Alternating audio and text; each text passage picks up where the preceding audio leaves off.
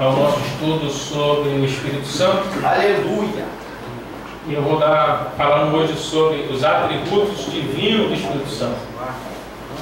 A sua revista aí, a página de número 21. No mês comum nós iremos usar o Data Show, né? Tem informações adicionais. A revista está para vocês terem uma base quando estiverem lendo em casa, estudando em casa. Hoje nós vamos entrar talvez numa das matérias do Espírito Santo, talvez uma das divisões ou os tópicos um pouco mais difíceis que nós temos aí. Tá? Até aqui, os nossos preletores aí foram bem espertos, usando a arte de pregar enquanto ensinam. Hoje eu vou ensinar enquanto não prego. Tá? Hoje meu papel vai ser ensinar de uma forma mais técnica a respeito dos atributos do Espírito Santo. Então nós vamos entrar num campo um pouco complexo, mas ao mesmo tempo bom. É claro que eu vou lançar algumas bombas, fazendo com que os irmãos tenham uma finalidade de terem um desejo de continuar o estudo. O papel do educador é formar no coração dos educandos um desejo de aprender mais, de querer buscar mais. Levar vocês a pensarem, levar vocês a refletirem, levar vocês a questionarem. Né? Não é apenas aquela ideia de eu participei de 5 dias de aula, aprendi alguma coisa e aquilo que eu aprendi já está bom. Não. O que você aprendeu em 5 dias de aula, você vai buscar mais conhecimento para enriquecer mais ainda aquilo que você aprendeu nos 5 dias. Hoje nós vamos entrar falando sobre os atributos do Espírito Santo. Eu coloquei ali no nosso Data Show, nós vamos usá-lo. Vamos começar a ler? Amém! Vamos preparar a ler? Então vamos embora. Atributo divino. Está lá no Data Show. Em teologia cristã, um atributo divino é uma qualidade ou característica atribuída a Deus, dada a condição especial de Deus em que seus atributos coincidem com o seu ser, com o seu caráter. É comum serem os atributos chamados de perfeições divinas. Quando nós falamos de atributos na Bíblia, ou quando falamos de atributo na teologia, nós estamos falando de qualidades de Deus, qualidades que manifestam o seu ser, o seu caráter. Por isso nós dizemos que os atributos de Deus são perfeitos, porque um completa o outro. O Espírito de Deus é onisciente, onipresente, onipotente, eterno, infinito, porque um completa o outro. Mas eu quero hoje não falar apenas do atributo do Espírito, até porque quando você lê um livro de teologia sistemática, quando você estuda teologia sistemática, você descobre que a teologia sistemática tem a finalidade de sistematizar um estudo. Ou seja, um estudo vai completando o outro. Para você conhecer Deus, você primeiro precisa conhecer a Bíblia, pois a Bíblia revela Deus. Para que você compreenda Cristo, você primeiro precisa compreender a Bíblia, compreender Deus, para compreender quem é Cristo.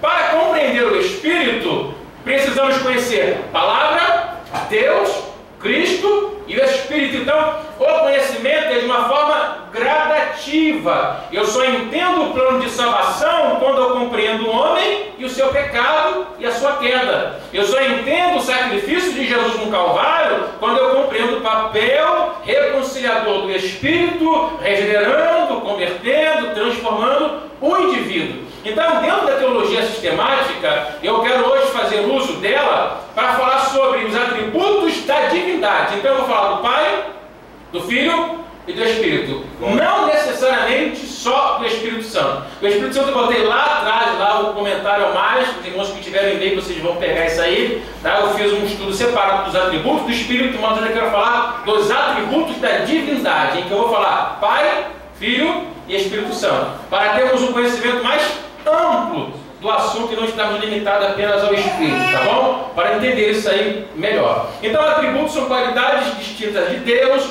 que revelam o seu caráter, a sua natureza, aquilo que Deus é, aquilo que Deus faz, aquilo que Deus realiza. Quando eu falo de atributo, eu falo de Deus como pessoa, que se relaciona, que interage, que participa. Eu falo do Espírito que tem comunhão conosco, ele participa conosco. Com o fito de facilitar o estudo, costuma-se classificar os atributos de Deus em 2 grupos: atributos incomunicáveis e comunicáveis. Ou ainda, atributos exclusivos de Deus e atributos não exclusivos de Deus. Atributos naturais e atributos morais. Vamos explicar isso. O que é um atributo incomunicável? É um atributo que só Deus tem e Ele não compartilha com mais nenhum ser. Atributo é exclusivo de Deus e atributos naturais são atributos que somente Deus tem, somente o Pai, Filho e Espírito Santo possuem. Você não percebe isso em mais nenhuma natureza. O homem não pode ser onipresente, o homem não pode ser onisciente, o homem não pode ser onipotente. Isso são atributos que somente a divindade tem. Não se compartilha, não se divide, não se reparte. Você não encontra em nenhum ser criado ou inanimado a capacidade de ter um atributo que só a divindade tem. Então essa classificação é dividida entre atributos incomunicáveis, isso é mais usado nos presbiterianos, né? Incomunicáveis, os nossos atributos exclusivos e atributos não exclusivos, atributos naturais e atributos morais, é mais no nosso campo assembleano, é no nosso livro de teologia sistemática aí, que vocês têm, deve ser muito bom aí, nós devemos estudar sempre teologia. Se tem uma matéria que é a mãe de todas as teologias, ou de todo estudo da teologia, é a teologia sistemática, tá? Você quer conhecer a Bíblia de uma forma geral, estude teologia sistemática. Um bom conhecedor de Bíblia, um bom pastor, é aquele que tem domínio sobre teologia sistemática. Os atributos incomunicáveis são aqueles que enfatizam a distinção absoluta entre Deus e a criatura. Não podem ser comunicados à criatura. Geralmente fala-se deles por via negativa, afirmando aquilo que Deus não é. Esta descrição é conhecida como teologia negativa ou apofática, ou seja, quando nós falamos de divindade, quando nós falamos de atributo de Deus, nós falamos de uma maneira negativa. Então, pensamos da seguinte maneira: Deus não pode ser onipresente, Deus não pode ser onisciente, Deus não pode ser onipotente. Não, Ele pode e Ele é. Por que Ele é? Porque as Escrituras, além de revelar que Ele é onipotente, onisciente, onipresente, é eterno, nós podemos perceber isso por tudo aquilo que Ele estabeleceu como criação. Então, os atributos incomunicáveis são atributos referentes apenas a Deus, Ele não divide. Atributos comunicáveis são aqueles em que são encontrados semelhanças ou analogias na criatura, especialmente no ser humano. Esses atributos podem ser comunicados à criatura. Que atributos comunicáveis são esses? Amor. O homem pode amar? Pode. Deus também ama. O homem pode... Vamos ver um outro atributo. Santidade. Um homem pode ser santo? Pode. A santidade é um atributo que Deus tem, mas que você vê na natureza humana. À medida que o homem se afasta do pecado, o homem vive uma vida de santidade. Então existem atributos que são comunicáveis, repartidos, ou que nós podemos perceber no ser humano. Os atributos incomunicáveis só Deus tem. E nós vamos trabalhar esses atributos aqui, que são os atributos do Espírito Santo. Nós vamos começar a fazer em terreno difícil agora, né? Então vamos pensar devagar, mente tranquila, né? Vamos dar um glória a Deus assim, paz, sabe? Aquela coisa assim, eu entendi, eu dei um glória. Eu não entendi, eu fico quieto para poder explicar, né? Porque se a gente não entender o negócio, a gente dá glória sem entender, aí não fica bom não. Vamos lá, primeiro atributo aí comunicado de Deus é o atributo da eternidade. Pai, Filho e Espírito Santo são eternos. O atributo da eternidade significa que Deus não tem começo nem fim. Sua existência é eterna, tanto no passado como no futuro, sem interrupções ou limitações causadas por uma sucessão de eventos. Ou seja, houve um tempo, em algum lugar na história, que Deus esteve só. Quando não existia o homem, quando não existia criação, planeta, Deus estava só. A solidão de Deus era real. Mas como a Bíblia dá a entender que Deus é um ser autoexistente e autossuficiente, Deus não precisa de nada para que Ele seja o que Ele é. Por quê? Porque simplesmente Ele é Deus. Glória. Deus não precisa de nada para que Ele possa mostrar que Ele é. Porque pelas Escrituras, a Bíblia revela quem Deus é, e por aquilo que Ele estabeleceu criação revela quem Deus é. Então houve um tempo na história em que nada existia, apenas Deus. Essa ideia de eternidade diz que Deus nunca teve um ponto de partida. Deus nunca teve um início. O homem é eterno, mas ele teve um ponto de criação. Os anjos são eternos, mas tiveram um ponto de início. O planeta tem a sua eternidade, mas houve um tempo em que passou a existir. Deus não tem. Quando é que Deus passou a existir? Em que momento na história Deus passou a existir? Então essa eternidade é um atributo que só a divindade tem. Pai, Filho e Espírito Santo. Não se compartilha com ninguém. Pois tudo que tem na terra é passageiro. Tudo que tem na terra teve um ponto de partida. Deus tem a eternidade. Pois Deus nunca teve isso. Deus é. Deus é. E ponto. Tentar compreender as coisas de Deus, às vezes, com a mente humana, a gente começa a entrar num labirinto em que a gente não encontra saída. A gente começa a se perder. Até onde Deus desejou se revelar, nós conhecemos. Aonde Deus diz, para por aqui, opa, você não pode avançar. Até porque que graça teria se Deus se revelasse por completo? Que prazer teríamos em servir a Deus se nós o conhecêssemos em toda a sua plenitude? Não teria graça nenhuma. Mas o mistério de não sabermos quem é Deus, o mistério de não conhecermos Deus na profundidade, faz com que essa busca e esse desejo de querer saber mais nos aproxime dele, nos leve até o Calvário, nos leve a ter Deus. Então esse atributo pertence a Deus. Deus não tem nem passado nem futuro. Deus é eterno. A autoexistência de Deus está intimamente ligada com a sua eternidade, pois por não ter começo, ele não foi criado por outro, existindo por si só. Como Deus não tem início, ninguém o criou. Ele é. Como Deus não tem início, ninguém chamou ele à existência. Ele é. Então a eternidade revela, sabe, o poder, a graça, o favor que Deus tem para com o seu povo, e o Espírito de Deus tem para com a sua igreja. Pois eu passei a ter um tempo de existência, mas dele não. A Bíblia fala da eternidade no Salmo 90, verso 12, e Gênesis 21, 33. Uma das implicações da eternidade de Deus é que ela nos dá muito conforto, visto que Ele nunca deixará de existir e que seu controle sustentador e providencial de todas as coisas e eventos está assegurado. A garantia de que nem tudo está perdido reside na eternidade de Deus, pois Deus não deixará de existir em algum tempo na história. Um homem, várias gerações surgiram, vários reinos se levantaram e caíram, mas o Deus é o mesmo. Ele não muda. A sua eternidade está aí marcada na história. A sua eternidade está bem registrada, talvez, melhor, na Epístola aos Hebreus, quando vai dizer, ele é o mesmo ontem, hoje e será. Não há um tempo em que Deus foi diferente. A eternidade de Deus mostra que Deus é. E esse traz um conforto para o teu coração. Por quê? Porque se Deus criou, Deus controla todas as coisas. E se Deus tem controlado tudo até aqui, isso quer dizer que Deus continuará controlando os eventos da história. Então esse primeiro atributo que o Espírito de Deus tem, que o Pai e o Filho também tem, é o atributo da eternidade. O segundo atributo que eu destaquei aí é o atributo da imutabilidade. Significa que Deus não muda.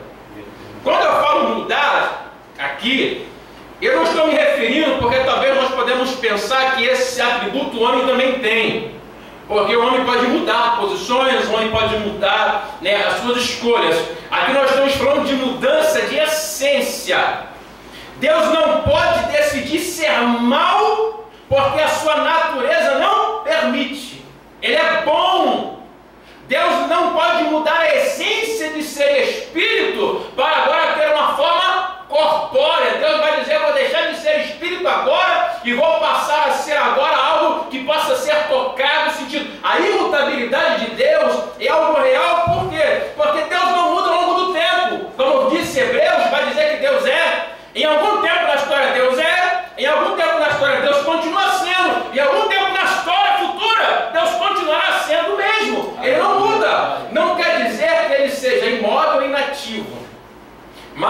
que não se altera, cresce ou se desenvolve. Ou seja, Deus hoje é mais poderoso do que foi ontem? Não. Deus hoje é mais misericordioso do que foi ontem? Não. As manifestações da sua misericórdia são diferentes hoje. Porque hoje nós temos o Cristo do Calvário. Nós temos hoje o Espírito que resgata, que chama. Mas a atuação de misericórdia, de graça, de favor é a mesma. Quer dizer que hoje Deus ele tem sobre si maior autoridade do que já teve em algum tempo na história? Não, ele continua tendo mesmo. A imutabilidade de Deus é uma característica que só pertence a Ele. Por isso a Bíblia ensina sobre a imutabilidade em Malaquias 3 e em Tiago 17. Um problema levantado dentro deste assunto é: Deus se arrepende? Isso aqui é uma coisa boa. Deus se arrepende? Deus se arrepende? A Bíblia diz que Deus se arrependeu de haver feito um homem. Deus se arrepende? Na verdade, tal linguagem não corresponde ao que, como homens, vivenciamos no arrependimento. Tanto a imutabilidade como a sabedoria e onisciência de Deus tornam vazias as ideias de que Ele muda seus planos eternos ou que se arrepende de algo que fez. Nesse caso, o arrependimento é mais uma linguagem antropomórfica, né? E mais uma linguagem humana. Os irmãos sabem o que é uma linguagem antropomórfica? É aquela linguagem que nós atribuímos a Deus características humanas. Então eu quero compreender Deus, eu digo que Deus tem olhos, mas Deus não tem, porque é Espírito. Eu digo que Deus tem mão, mas Deus não tem, Deus é Espírito. Eu digo que Deus tem coração, como diz lá no Gênesis, mas Deus não tem, Deus é Espírito. É apenas a facilidade de fazer com que você compreenda que o Deus que você serve, Ele também interage contigo, Ele também participa contigo. E para tornar isso mais claro, eu tento dar forma a Deus. Só que Deus não está preso a isso. Esse sentimento de arrependimento não é um sentimento que Deus experimenta. Porque, porventura, será que Deus faria alguma coisa que Ele quer se arrepender depois?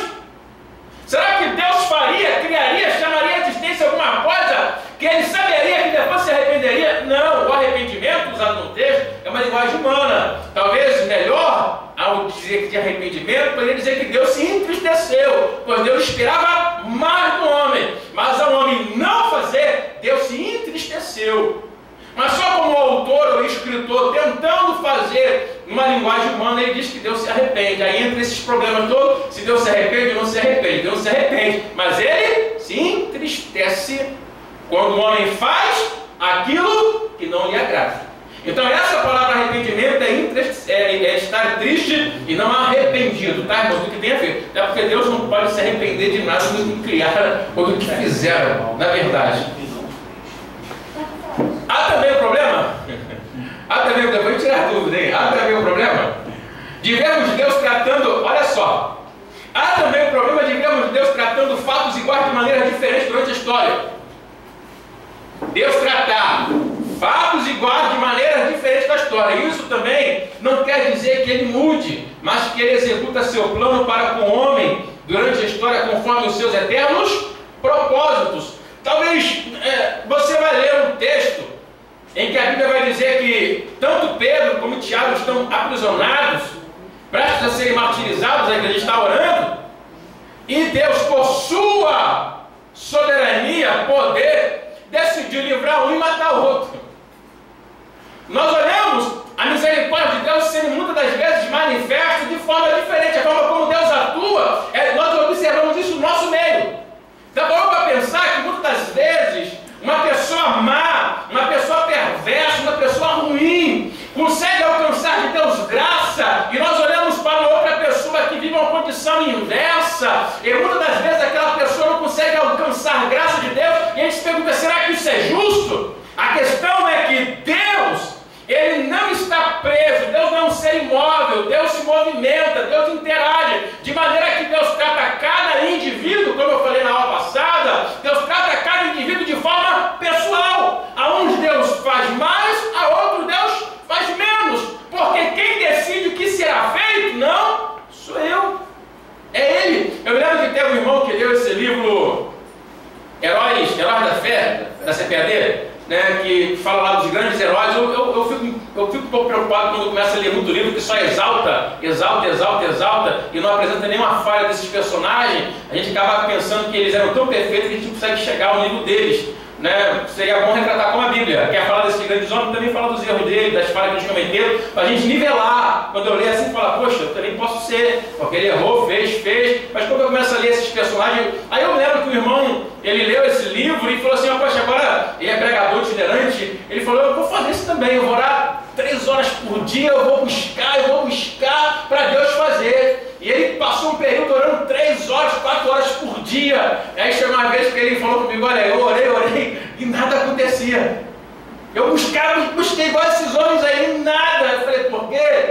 Deus dá a cada um segundo o desígnio do seu coração. Deus pode fazer na tua vida, você orando apenas 5 minutos por dia, porque a questão não é quanto tempo você passa nem de joelho, nem quanto tempo você passa prostrado. A questão toda é como está a inclinação do teu coração e como você trata o Deus a quem você serve. Porque uma vez foram perguntar, acho que foi a Moody, né, quantas vezes ele orava por dia, porque Deus fazia tanto milagre na vida dele, ele olhou e falou assim, só ora uma vez por dia. A pessoa que me perguntou, como pode Deus te usar tanto você orar apenas uma vez por dia? Eu oro quando me levanto e só termino quando me deito.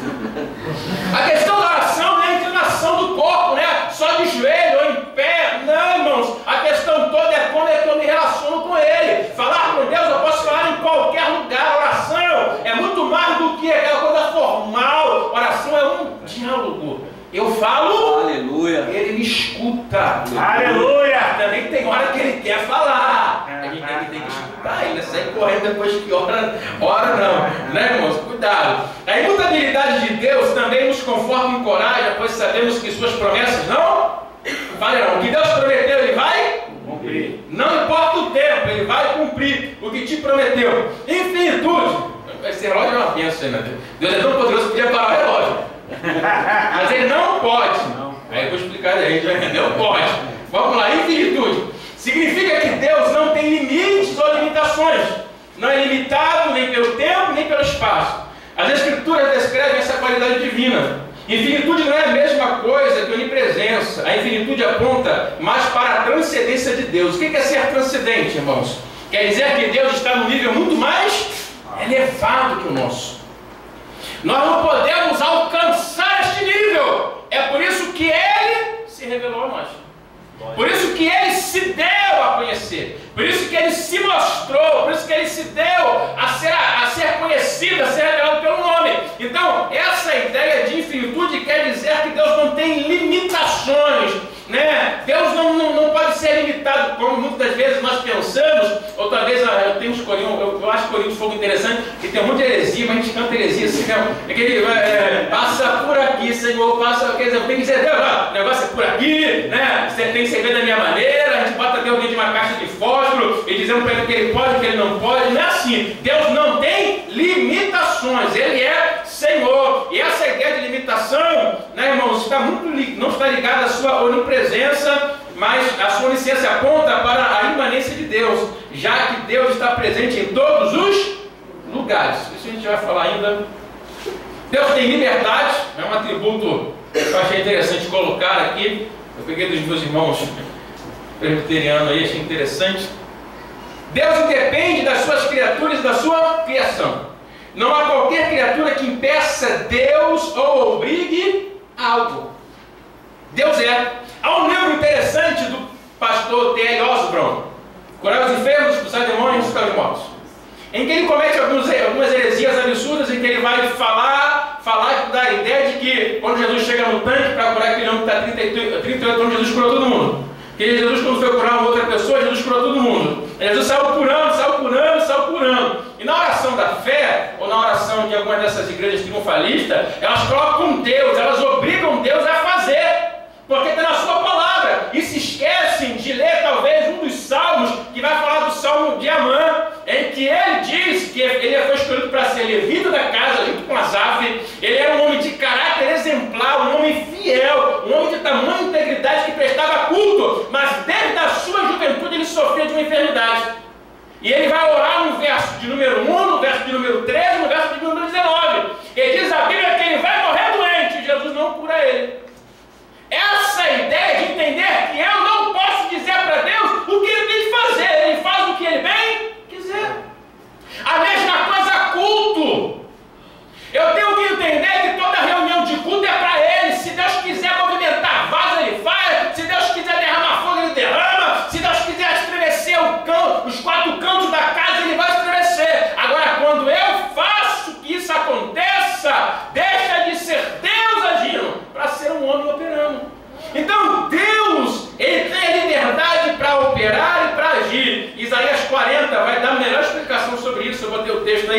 Quem guiou o Espírito do Senhor?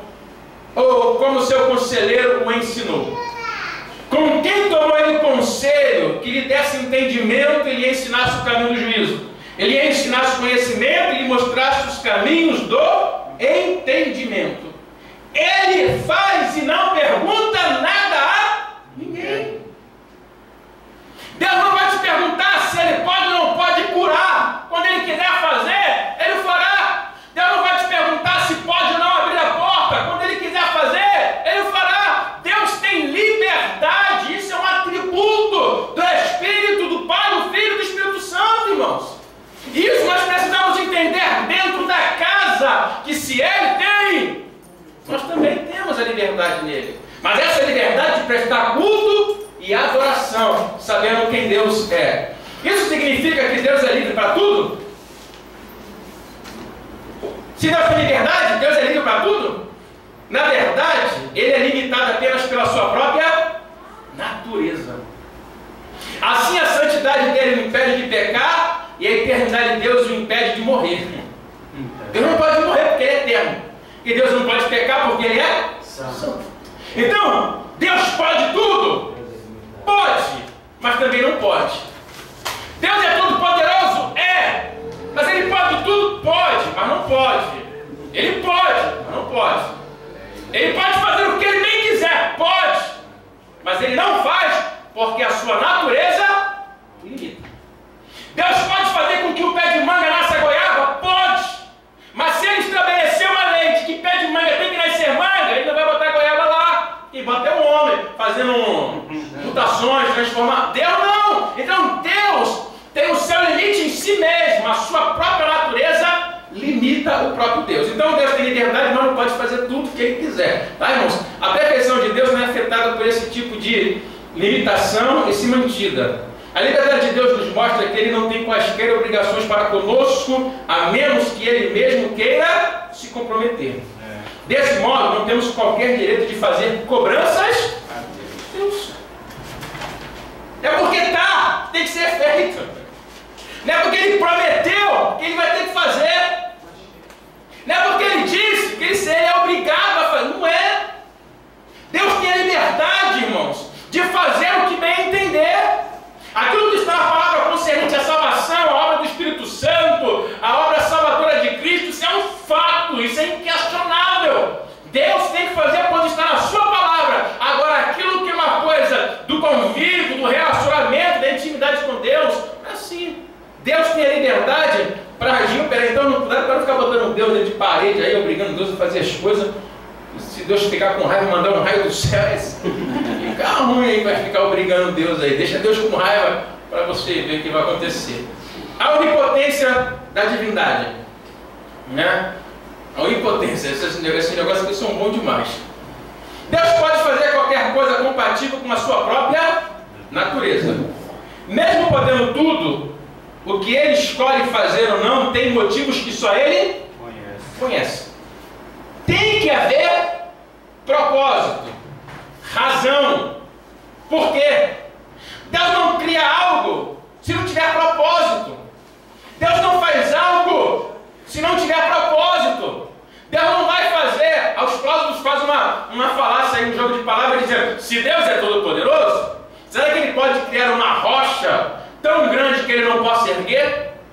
Se ele pode criar uma rocha tão grande que não pode erguer, ele não é onipotente.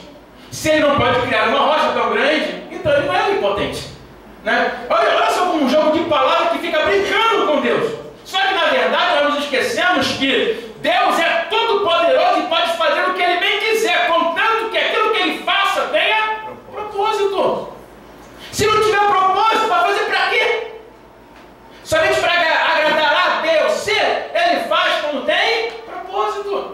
Deus é poderoso para fazer. A sua vontade e a sua onipotência é tão grande que às vezes a gente não entende porque Deus faz coisas. Uma vez eu fiquei pensando porque Deus permitiu, Cristo permitiu que Lázaro viesse à morte, né? Você já poderia ter ressuscitado, podia ter curado o rapaz antes, a gente deixou o cara morrer, a família chorar, todo mundo sofrer, aquela coisa toda, aí a Bíblia vai dizer que foi para a glória do Pai. Eu acho que tem esse negócio assim meio chocante, que a gente fica assim meio que, né, meio preocupado. Aí eu parei para pensar uma vez, e eu usei esse texto com uma pregação e na hora, assim, veio do alto, né? Pensei, olha, tem um exemplo clássico, irmãos, eu tenho um exemplo clássico, na nossa congregação lá, que nós temos uma irmã que o esposo dela é um beberrão, parece um carro assim que consome, 1.8, sei lá, 6.4, sei lá o quê. Tu bota a alma que o negócio acaba, acabou, é uma coisa rápida, né? Mas você olha para a irmã está no culto, está buscando, está orando, pedindo para Deus libertar, Deus salvar, Deus fazer, Deus realizar a obra, e está lá. E alguém que está lá fora não consegue compreender, porque uma mulher lá fora, a avó dela vai dizer assim, olha, se fosse eu, ó, já tinha botado a roupa dele para fora, botado ele para fora, eu não aguentaria isso. Mas aí, ao mesmo tempo que a pessoa começa a pensar, ela começa a tentar se perguntar, mas por quê? Por que essa mulher não larga? Por que essa mulher não abandona? Por que essa mulher, ela tem alguma coisa diferente? E essa diferença está em que Deus, muitas das vezes, tem os seus meios de glorificar o seu nome. E muitas das vezes, a forma como Deus glorifica o seu nome, não é a maneira como nós queremos. Deus é tão onipotente que Ele pode fazer o que Ele bem quiser, contanto que tenha propósito. Deus vai curar alguém por quê, irmão? Por que Deus vai te curar?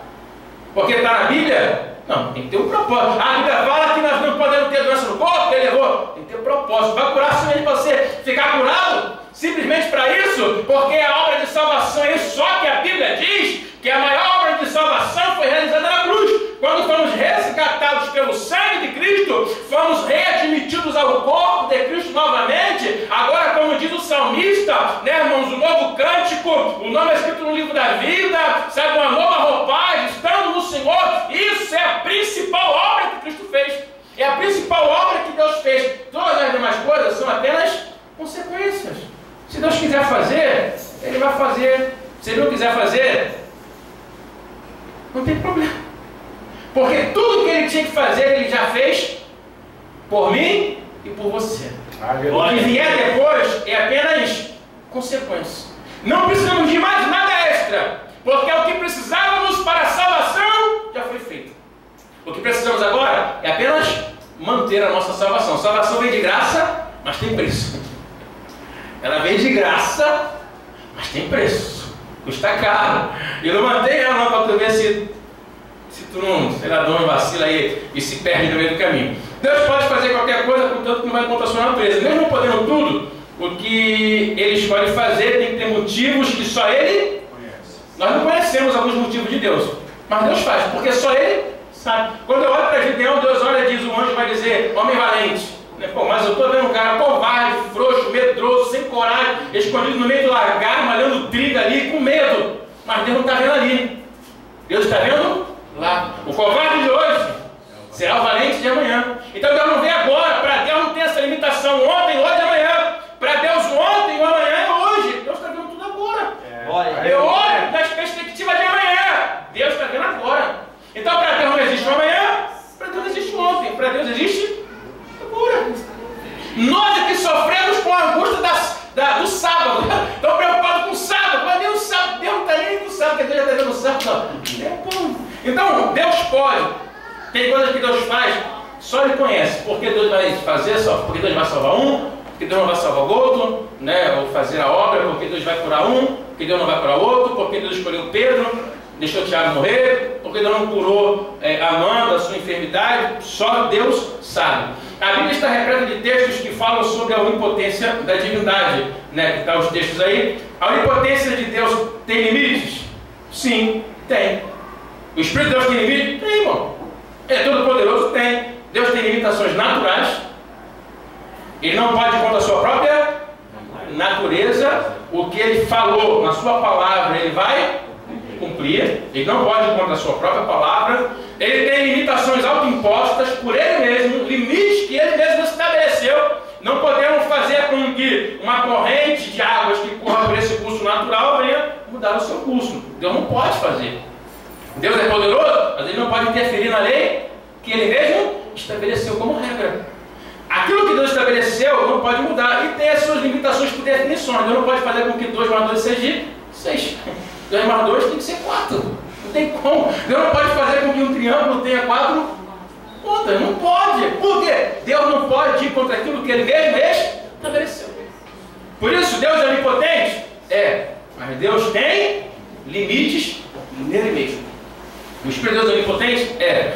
tem limite nele mesmo. Essas limitações não tornam Deus imperfeito. Sua perfeição tem a coerência como fator integrante. A perfeição de Deus não permite que ele se torne imperfeito no uso da sua onipotência. O mais importante é que Deus não pode fazer coisas erradas.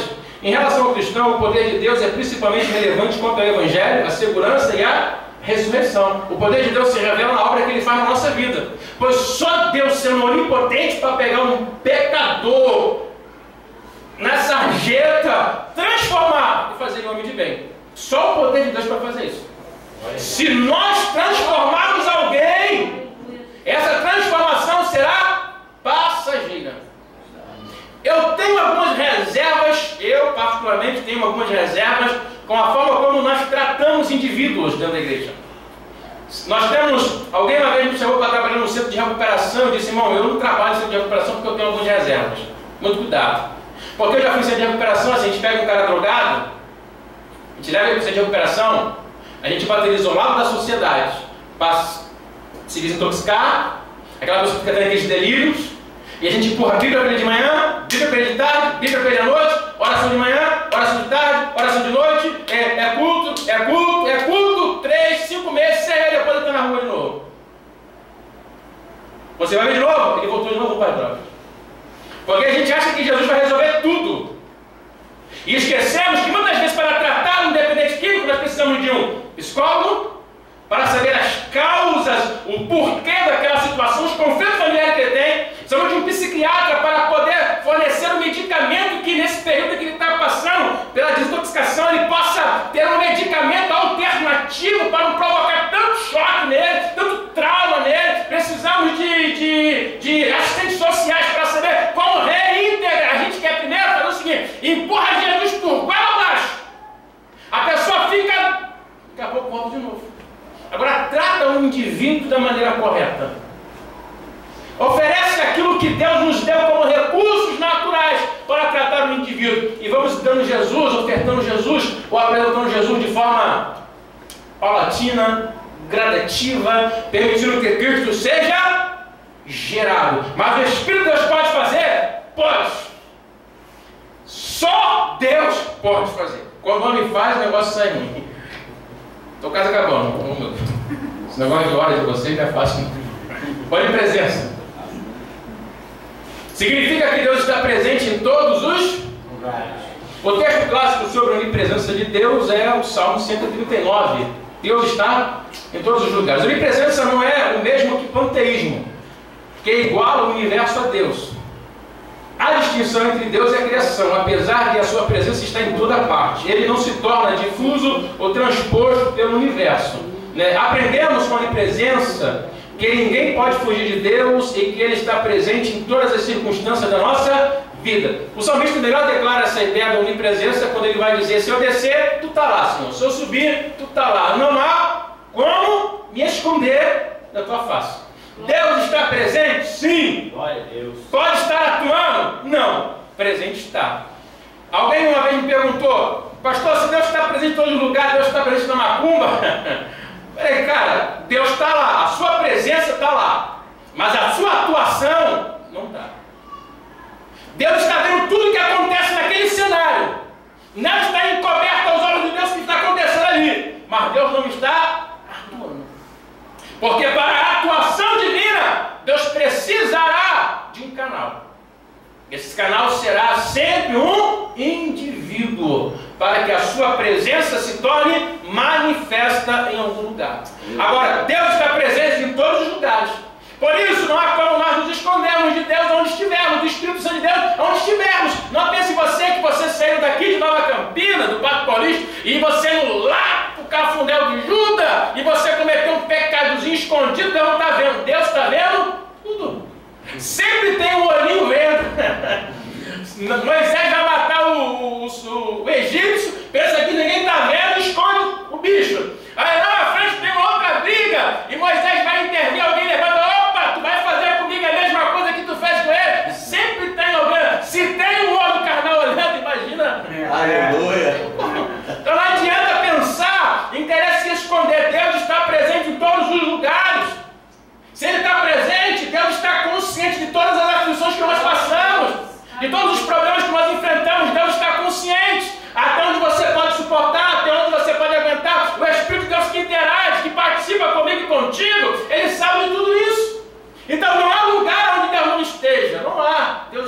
Deus está vendo, Deus conhece. Glória a Deus. Agora, a onisciência de Deus. Aqui já é um pouco mais complicado, porque pega um pouquinho na questão da... Se Deus sabe tudo, o negócio fica meio ruim, né? Fica assim um pouco meio complicado, mas vamos tentar trabalhar devagarinho a ideia para entender o que vem a ser onisciência. A gente tem um problema no nosso meio evangélico, ou talvez no meio geral, é que a gente fica pegando o jargão dos outros, fica falando à torta e direita. Pega onisciência, Deus sabe tudo, né? Só isso. Caramba, rapidinho, palavra assim, né? Tu vai falar de onisciência, resumiu assim, Deus sabe tudo. Mas não sabe o que implica essa expressão, Deus sabe tudo. Até onde isso aí é profundo. Então a gente vai pegando esses jargões e vamos repetindo ao longo do tempo. Isso vai passando numa EBD, vai passando num culto normal, pega um pregador não tão preparado para cavar o assunto e vai repetir o que todo mundo repete. Daqui a pouco a gente está falando as mesmas coisas que o povo anda falando por aí. A onisciência é um atributo pelo qual Deus, de maneira inteiramente única, conhece a si próprio e a todas as coisas possíveis e reais num só ato eterno e simples. A onisciência é a capacidade de Deus de conhecer a si mesmo. Deus se conhece. Por isso, Deus sabe as suas próprias limitações.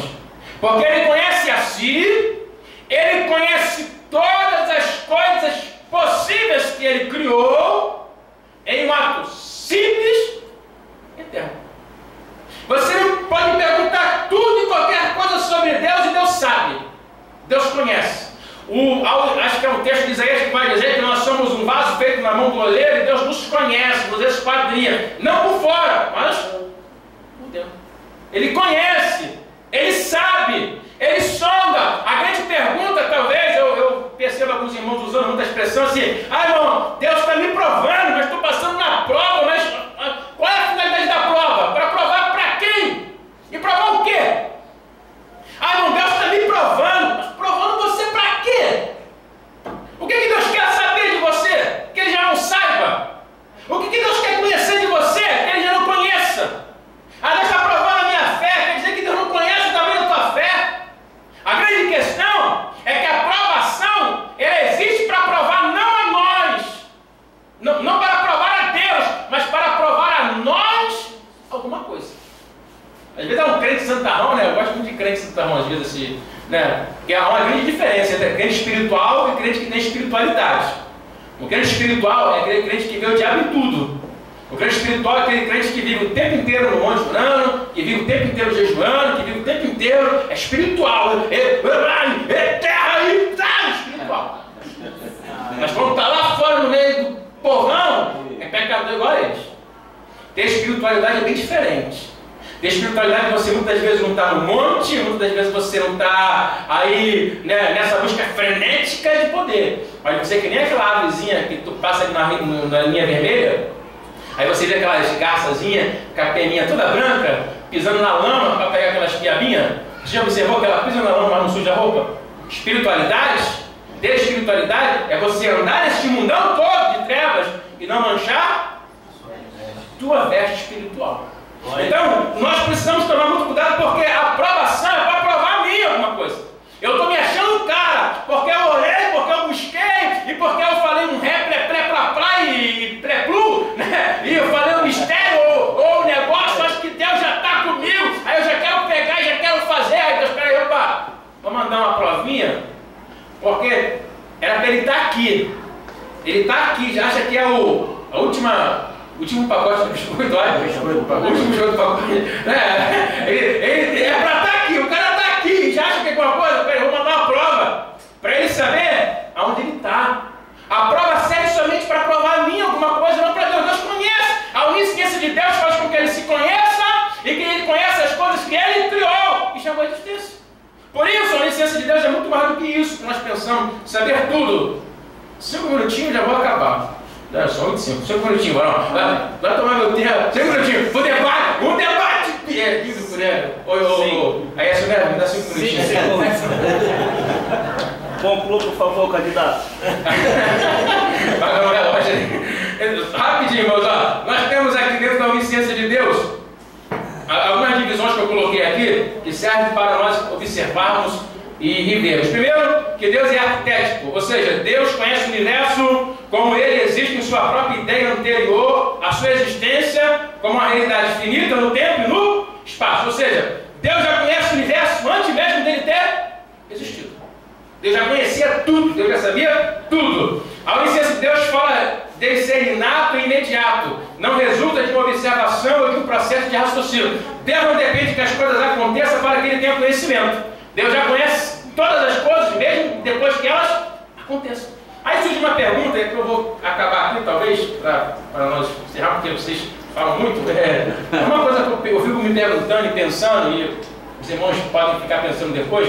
Se Deus conhece todas as coisas de antemão, se Ele conhece a si mesmo, se Ele conhece os eventos, se Ele conhece as coisas que estão acontecendo, Deus sabe quem será salvo?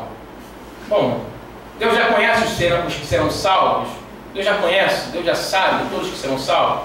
Se Ele conhece, Ele não pode intervir. Se Ele intervém, Ele está tirando a liberdade de alguém.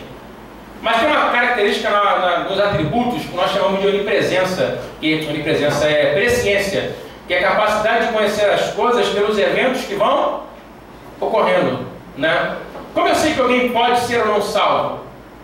É pelas características e pelo fruto que ela vai produzindo na sua caminhada, que vão dando sinais e mostrando. Deus conhece todas as coisas sim, mas Deus não intervém na liberdade do homem.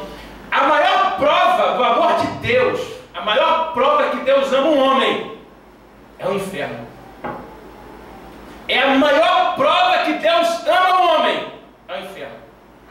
Porque o inferno nada mais é do que uma escolha humana. Deus não vai pegar ninguém e lançar no inferno, essa pessoa querendo ir para o céu. Deus apenas vai dizer, você vai para o lugar que você escolheu ir. O inferno é a maior declaração do amor de Deus, porque ele dá a alternativa a um homem. Vinde a mim. Não quer? Pode ir. Há dois lugares: céu e inferno. Escolha um deles quando você quiser ir. Deus possa abençoar o seu coração. Você possa pensar mais e mais, estudar, não somente aqui, avançar o seu conhecimento aí, porque tem muita coisa boa na Bíblia e ser crente é bom demais. Amém? Deus abençoe os irmãos. Amém.